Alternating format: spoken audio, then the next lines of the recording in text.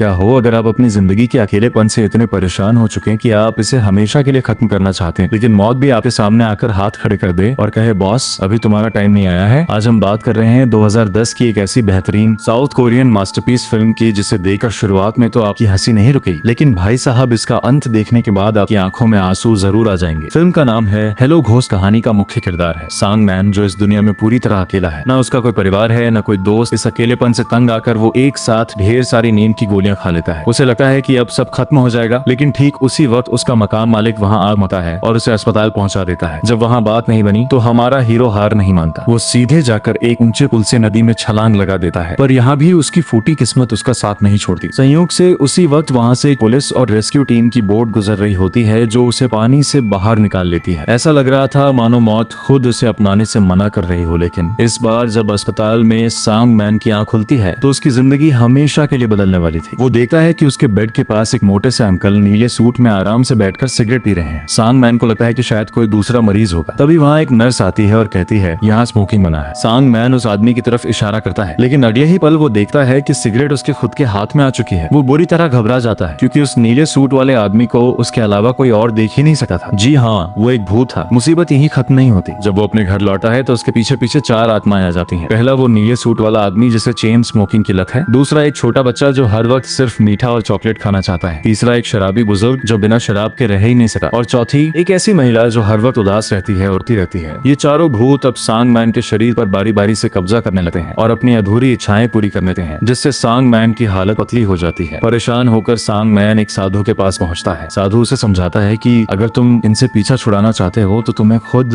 इनकी आखिरी ख्वाहिशों को पूरा करना होगा। अब सांग मैन एक एक करके सबकी आखिरी इच्छा पूछने का फैसला करता है। सबसे पहले वो शराबी बुजुर्ग की इच्छा पूरी करता है, जो पुलिस स्टेशन से अपना पुराना कैमरा वापस पाकर अपने बचपन के बीमार दोस्त को लौटाना चाहता था। जब वो कैमरा उस दोस्त को मिलता है तो उसकी आंखें भर आती हैं। इसके बाद बारी आती है उस छोटे पेटू बच्चे की। सांग मैन उसे सिनेमा हॉल में ले जाकर उसकी पसंदीदा एनिमेटेड फिल्म दिखाता है और उसे एक बड़ा सा रोबोट खिलौना भी दिलाता है। बच्चे के चेहरे की मुस्कान देखकर सांग मैन को अपनी जिंदगी में पहली बार एक सुकून महसूस होता है। अब बारी थी उस नीले सूट वाले चेन स्मोकर की। उसकी इच्छा थी कि वो आखिरी बार एक बार फिर से टैक्सी चलाए। सांग मैन एक पीली टैक्सी का इंतजाम करता है और सड़क पर निकल पड़ता है। सफर के दौरान वो भूत सिगरेट निकालता है, पर उसे एहसास होता है कि धूम्रपान सिर्फ नुकसान पहुंचाता है और वो उसे बाहर फेंक देता है। आखिर में बचती है वो रोने वाली महिला। उसकी ख्वाहिश थी कि वो अपने सबसे प्यारे इंसान के लिए एक बार अपने हाथों से दिल से खाना बनाना चाहती थी। सांग मैन के कहने पर वो घर में बेहद स्वादिष्ट खाना बनाती है और दोनों साथ बैठकर खाना खाते हैं। अगली सुबह जब सांग मैन की आंख खुलती है तो पूरा घर खाली था। चारों आत्माएं जा चुकी थी। पहली बार सांग मैन को वो सन्नाटा चुभने लगता है, लेकिन तभी कहानी में आता है वो लाइफ चेंजिंग ट्विस्ट। सांग मैन को अचानक याद आता है कि वो रोने वाली महिला खाना बनाते समय सब्जियों में हमेशा एक खास चीज मिलाती थी जो सिर्फ उसकी माँ मिलाया करती थी, और पल भर में सांग मैन की बंद यादों के दरवाजे खुल जाते हैं। वो चारों भूत कोई अनजान आत्माएं नहीं थी। वो शराबी बुजुर्ग उसके दादाजी थे, वो चेन स्मोकर उसके पिता थे, वो उदास महिला उसकी माँ थी और वो छोटा बच्चा उसका बड़ा भाई था। सांग मैन को याद आता है कि बचपन में एक भयानक कार एक्सीडेंट में उसके पूरे परिवार की मौत हो गई थी और उस गहरे सदमे के कारण उसने अपनी याददाश्त खो दी थी। वो खुद को हमेशा अकेला समझता था, लेकिन उसका परिवार मरने के बाद भी उसे कभी अकेला छोड़कर नहीं गया था। वे भूत बनकर सिर्फ इसलिए वापस आए थे क्योंकि उनका बच्चा अपनी जिंदगी खत्म करने जा रहा था। वे उसे दोबारा जीना सिखाना चाहते थे, उसे ये बताना चाहते थे कि वो इस दुनिया में अकेला नहीं है। दोस्तों, हेलो घोस्ट सिर्फ एक फिल्म नहीं है, ये एक इमोशन है जो हमें सिखाती है कि चाहे जिंदगी में कितनी भी मुश्किलें क्यों ना आ जाए, हमारा परिवार हमेशा हमारे साथ खड़ा रहता है। अगर इस कहानी ने आपके दिल को छुआ है तो वीडियो को लाइक और कमेंट जरूर करें। और हाँ, ऐसी ही बेहतरीन और दिल छू लेने वाली फिल्मों की कहानियों के लिए हमारे चैनल को सब्सक्राइब करना बिल्कुल ना भूलें। मिलते हैं अगले वीडियो में, तब तक के लिए अलविदा।